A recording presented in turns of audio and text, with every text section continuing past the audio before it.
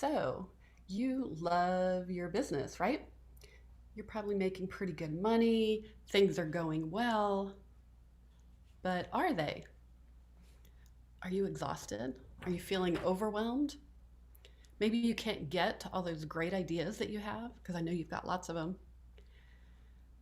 And you really know that deep inside, like your energy, your health even might be suffering. Success has a price, right? Or is that really true? You know what? What do you do when you feel like you're burning the candle at both ends? You're feeling overwhelmed, you're having great success, but you know something's got to change. That's what we're going to talk about today on this episode of Joyful Business TV. So, hello and welcome. I'm Laura West. I am the host of your show, and I'm also the CEO of the Center for Joyful Business. I'm a creative mindset and business success coach. For over 20 years, I have been helping conscious, creative, sensitive, intuitive, and very ambitious entrepreneurs who want to grow their business, who want to share their soul work with more people while making great money. But they want to do it in a way that feels like it's really an integrity. It's not about soul crushing strategies and 24/7 hustle. It's about aligning your energy from the inside out. And I really hope that this show will be like this oasis of sanity and inspiration, motivation, and some really great ideas for how you show up in the world. Because here's the thing is I deeply believe, I really do, deeply believe that you are designed to flourish. And we just need to get the stuff out of the way so that we can release the possibilities. All right, if you're here live, this is how it works. For 30 minutes, I'm going to share on our topic today, and then I turn off the recording after 30 minutes, and I am here for you to answer your questions and talk to you about whatever's coming up for you, and how do you create and grow your own joyful business. So today, I'm going to talk about exquisite self-care for successful entrepreneurs. Exquisite self-care. So I see this all the time, and I've experienced myself. Your business starts growing, and of course, you're pedaling fast to keep it going. And of course, you've got your life and family, all sorts of demands coming up. But then it starts tipping, right? It's like going up really great, right? And then it starts tipping, and it can start becoming overwhelming. And then you start dipping into those deep reserves of energy. And you worry that, oh my gosh, one bad day, one migraine, one COVID, one sinus infection, that you might not be able to keep the plate spinning, or somebody in your family needs you, like for real. And so what do you do? And so this might seem a little counterintuitive, but the first step when you've got all the plate spinning is you've got to stop. You need to pause. And you got to reconnect and remind yourself of the bigger picture, the bigger vision. What are you really pedaling so fast for? What are you really spinning all these plates for, right? What's really important? And then it's time to make a new choice and a new commitment to exquisite self-care. Now, I know you're probably saying like, yeah, I've got 1,000 things to do. My to-do list is really, really long. I don't have time for bubble baths and spas. Or maybe I don't have the money. I remember a coach saying to me once that reminded me that I am the golden goose. So that I want you to think about that you are the golden goose. That as something happens to the goose, right? The golden goose, you're the one who's creating the income, who's creating the impact. You're creating, right? And if you can't create because you're sick or somebody needs you or there's a crisis or you're just plain tired, you know what? The whole thing really does fall apart. It's not sustainable. So we're going to talk about today what exquisite self-care really looks like. Okay, and it's way more than the bubble baths, although that will be on the list. All right, so the very first thing is just what we were talking about, is to slow down. Even when you're in the midst of, oh my gosh, I have all this to do, everybody needs me, I have all this stuff to create, I have all these deadlines, I've got to make money, right? But you need to slow down even for a few minutes, right? To give yourself time to reflect on what is most important. Lots of times we get busy, and it's like the busier we get, the busier we get.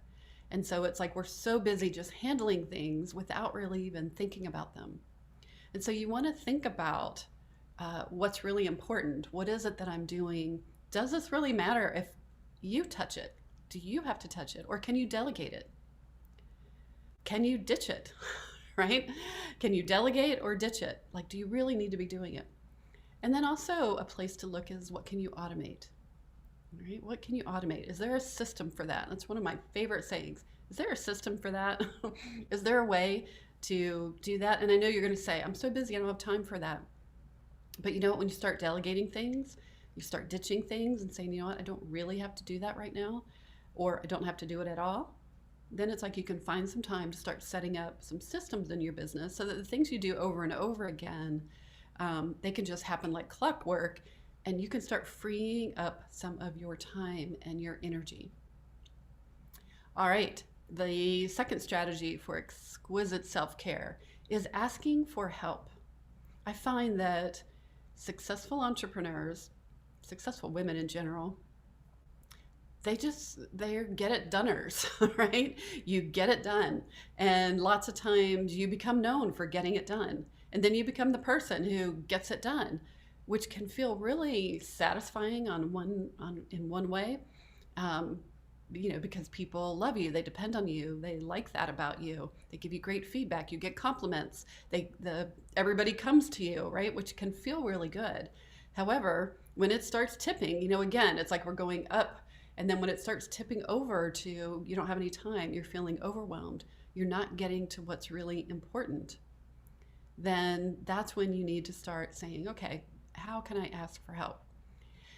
And asking for help might seem really hard, but you can practice with just some small things, right? But practice. Can you get some help with the kids? Asking for some help with dinner, maybe asking for some help with errands and grocery shopping. Are your kids teenagers? Time to ask them for help and teach them how to do the laundry, right? I know my kids went through, along with me, obviously, went through divorce. And I will say that one of the upsides is going through that is they became a lot more self-sufficient. As a single mom, I didn't have time to do everything. I just didn't have the time. So I taught them to do their laundry, for example. I also gave some grace around their room. We could close the door, that was their room, as long as there wasn't food and all that kind of stuff, things that are going to create a problem later. So all of that's in there, asking for help. And so asking your family for help. In your business, asking for help. I worked with a client on this very thing about asking for help. And she was the head of HR, and she had a huge value around being of service. That's why she was so good at what she was doing. But you know what? When we looked at what did she get from that? What did she get from being the person who was the doer, the get it doneer, right? That she really felt she was valued, right? Because people did value her. But it had really hit a tipping point. She was drained. She was exhausted. They were coming to her about silly things like light bulbs and just things that really, just because she was there and she could handle it. And she started having conversations to delegate with her team. And she talked about it. She didn't just, throw it over on them. She created a plan about what kinds of things could they step in and start handling. And then she started loosening up her time, which was really great because this really important project came down the pike, right? And she needed to have that time to be able to focus on the really important work. The third strategy is actually hiring support. So there was asking for support, when you already have a support system around you that they need to step up a little more. And then there's hiring support. I did a whole episode last time on hiring support, looking at how can you hire support at home, at work, maybe just starting out with a little bit of help with your kids, with dinner, hiring some support at work. Maybe you get buried in your website doing hours of things that maybe don't come naturally to you. Also looking at things like bookkeeping. What are some things that there are experts out there who can do it fast, do it way faster than you. And then that way it opens up more time, it opens up more energy so that you can focus on what you do really well. That's number 4.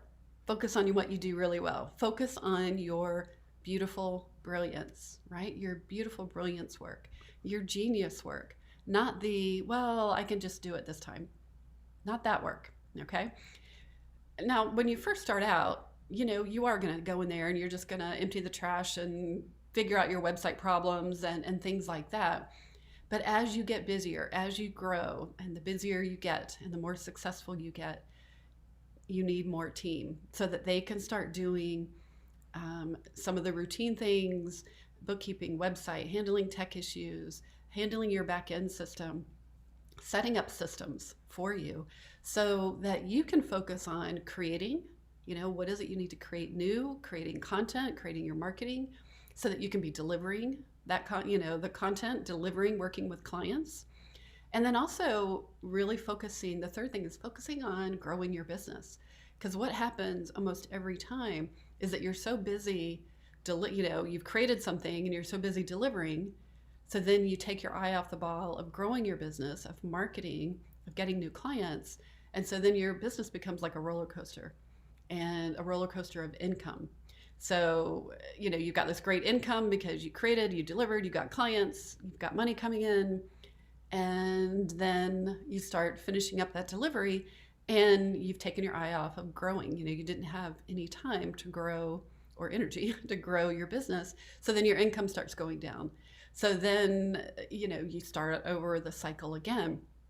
And the thing is, taking a little bit of money, taking a little bit of time, hiring some support is one of the ways to really take good care of yourself and take good care of your business. Because remember, you are a steward of your business. And so, and it could be your business or your career, but you are a steward of your business. And so it's a smart CEO does look, how can they hire for some of the projects? How can they farm out? How can they collaborate? How can they ask for help? Those are smart CEO decisions. All right, the fifth strategy for exquisite self-care in your business when you're a successful entrepreneur is to embrace boundaries. Boundaries. That might seem like, how is that self-care? But actually, it probably becomes pretty obvious pretty quick. What I like to say is that when you say no more frequently, you can say yes more fully. Say no more frequently so you can say yes more fully. And I don't mean no like you're being really constricted and you're not going to help anybody else because it's all about your business. It's not about that kind of no. It's really pausing and reflecting and saying, is that for my highest good?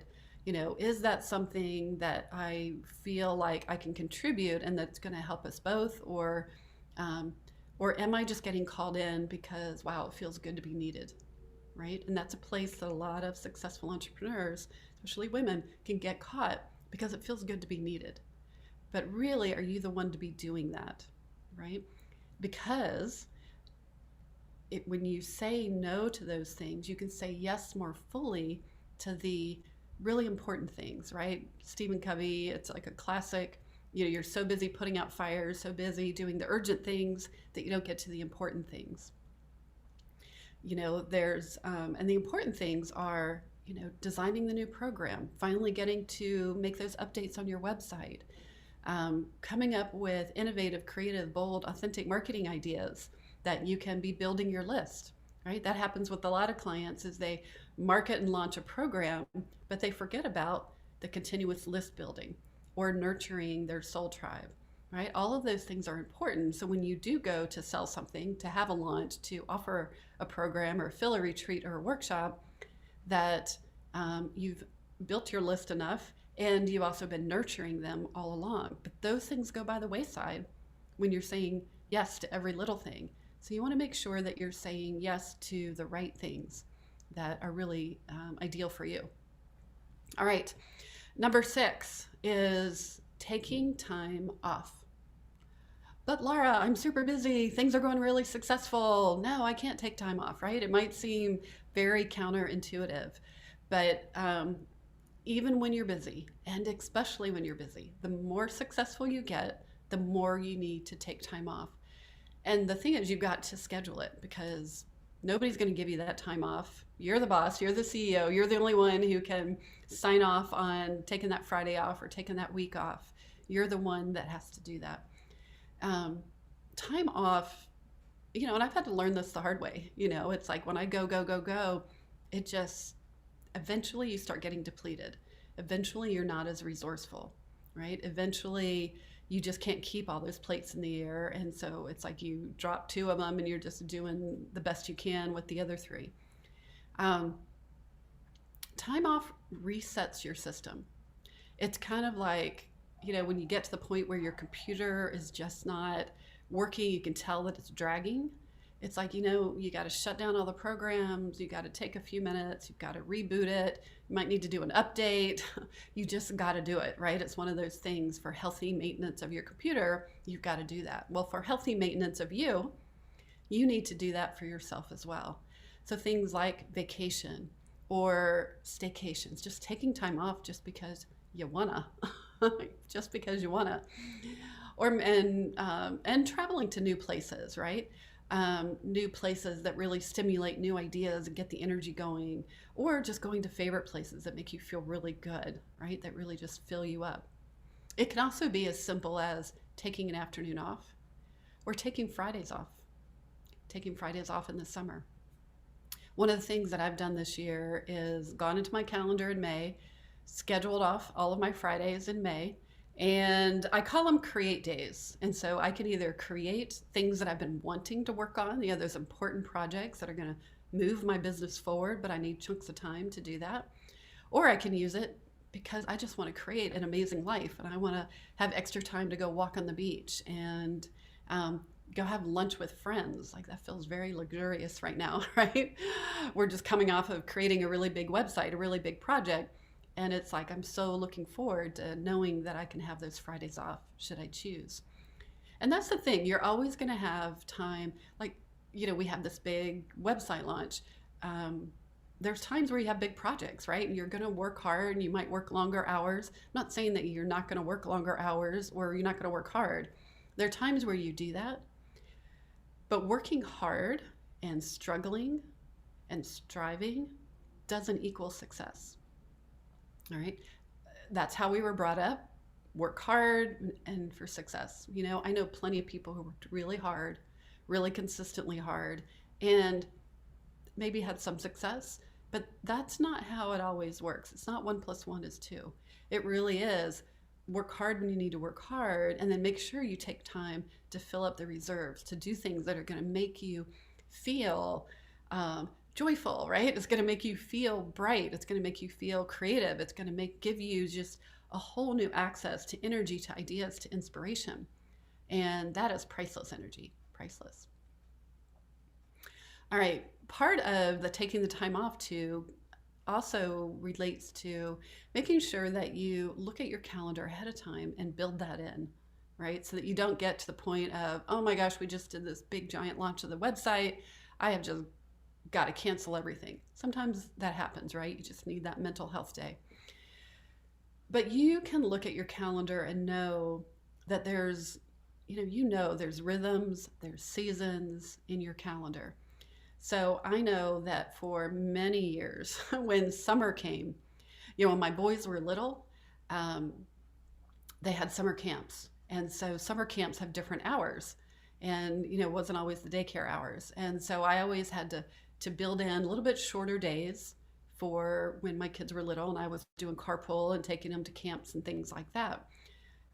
When they got older, they were in travel sports, particularly my younger one. He was doing travel baseball and all through high school. And that meant 3 and 4 day weekend, for trips all around the state and local states and things like that. And I wanted to be a part of that as much as I could. I also needed to ask for help, going back up to the other strategy, so that we could share in the carpool. And sometimes it would be their dad did a weekend, I did a weekend, or maybe another parent did a weekend. But I would take my time and I would take a carload of boys and spend 3 or 4 days in some small town in Alabama or Georgia or wherever to do some, or South Carolina, and do some sort of, and do the travel weekends for baseball. But I put it on my calendar.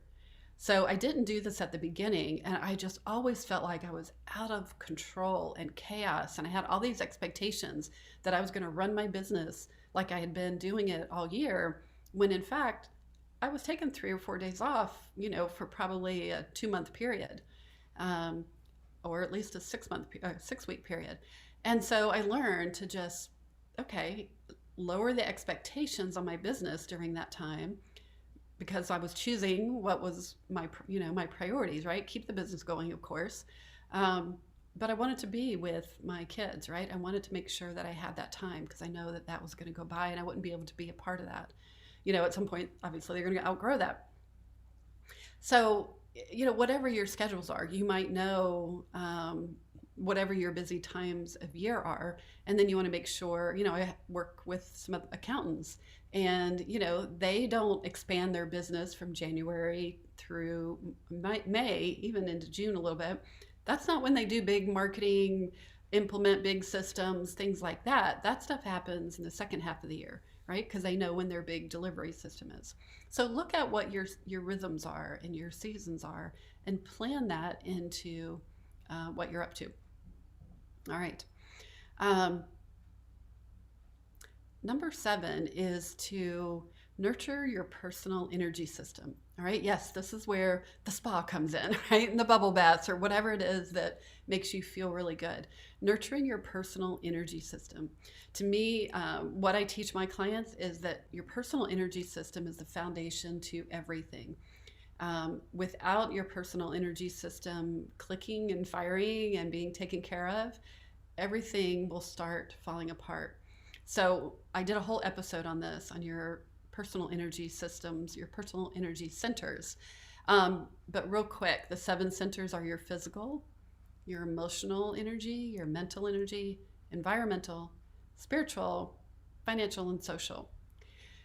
And here's the thing, your everything's not always going to be firing on all cylinders, right? And all perfect. You're going to get depleted in one area. But if you get really depleted and you really start leaking energy in one of those particular centers, and you don't pay attention to it, and you don't practice exquisite self-care to shore it back up, then it's going to start draining other areas. And it's almost like they just start clicking. So I know that when my physical energy starts falling apart, like if I'm not sleeping well, and then I don't think quite as clearly. And so then, I got to reach for a little more caffeine, right? And then my emotions start taking a toll on my emotions, right? And become more impatient because of the caffeine, the lack of sleep.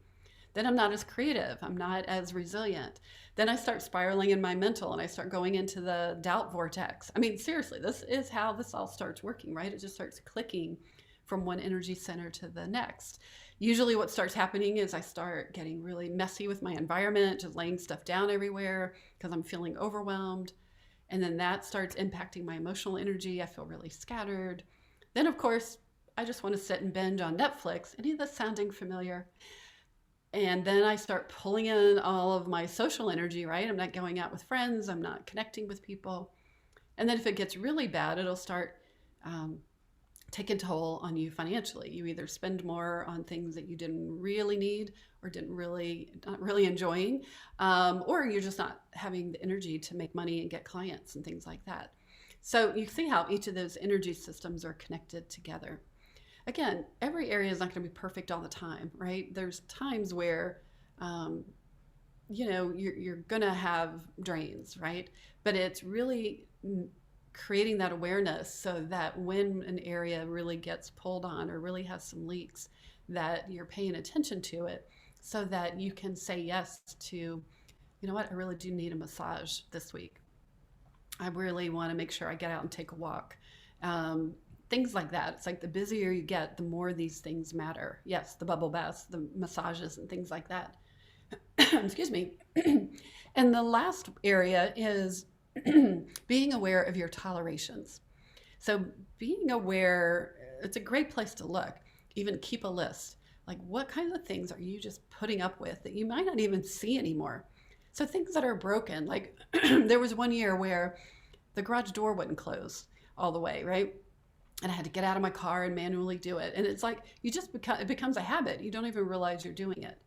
And so eventually I was like, hey, why am I putting up with that? And I got somebody to fix it, right?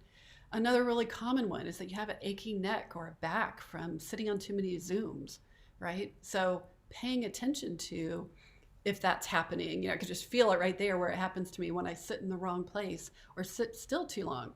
So for me, I know recently I just got a stand-up desk riser to put on my desk in my office.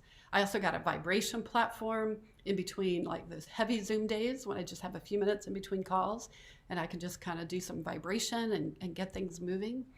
And that's really great for the days when I just can't get out and take that quick little walk by the marina. So really looking at these tolerations just zap your energy, right? And they zap your time. And then again, we start going into that whole vortex. All right. So I want you to those are the 8 different strategies for exquisite self-care. I want you to just take a moment, and this is your pause. You're being invited to pause and just close your eyes for a minute. And I want you to imagine the perfect week. And I want you to see yourself absolutely loving your business, your life, that you feel like things are in flow, they're really centered, grounded. You're feeling inspired, creative, productive, and you're taking really great care of yourself in all these different areas. Notice what that looks like. Notice what comes up for you. See yourself taking time to do those things that make you feel really good. Things that give you energy, give you access to creativity.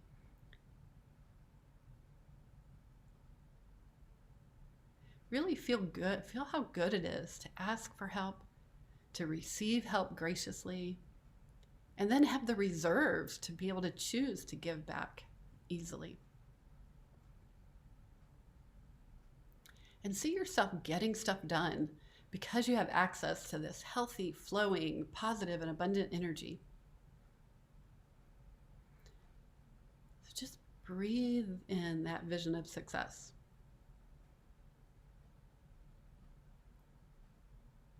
All right, now open your eyes.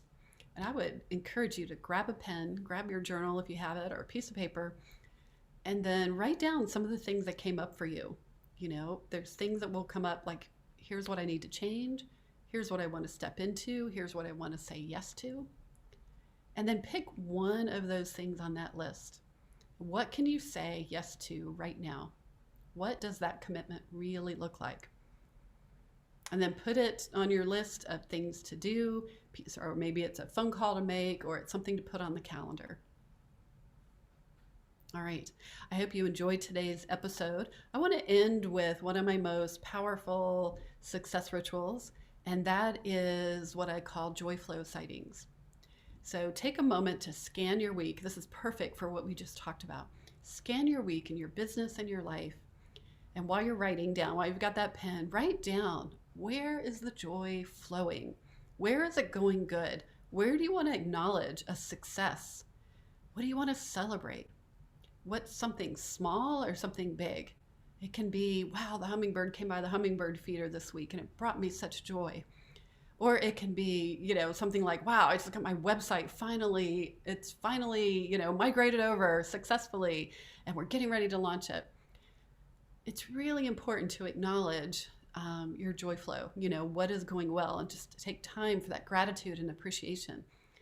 Positive psychology talks about how you can broaden and expand those feelings. The more you feel those feelings and really integrate them, the more you will start attracting more of that to you. And you'll just start creating the environment and allowing the environment of abundance and joy and passion and enthusiasm to be around you. I call that the universal abundance current. That's another episode you can go check out, is the abundance episode, where I do a whole meditation on that. All right, well, I'm going to wrap up for today, and I hope you enjoyed this episode.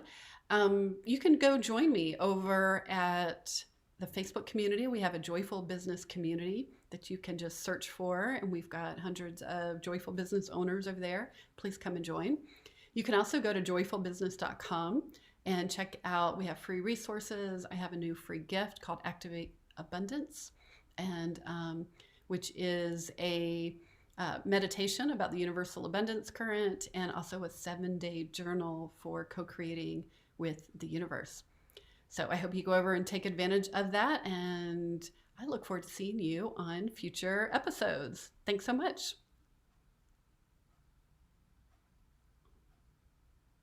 Thank you for watching this episode of Joyful Business TV. I want to invite you to get more creative strategies and support for growing your business. You can start right now by activating your abundance mindset with a really powerful creative visualization that will help you get into the universal abundance current, one of my favorite things to do. And you'll also get a companion 7-day journal that will help you create a daily habit of co-creating with the universe. These are two powerful resources that you can get started right now to help grow your business and activate that abundant mindset. You just go over to activateabundancegift.com.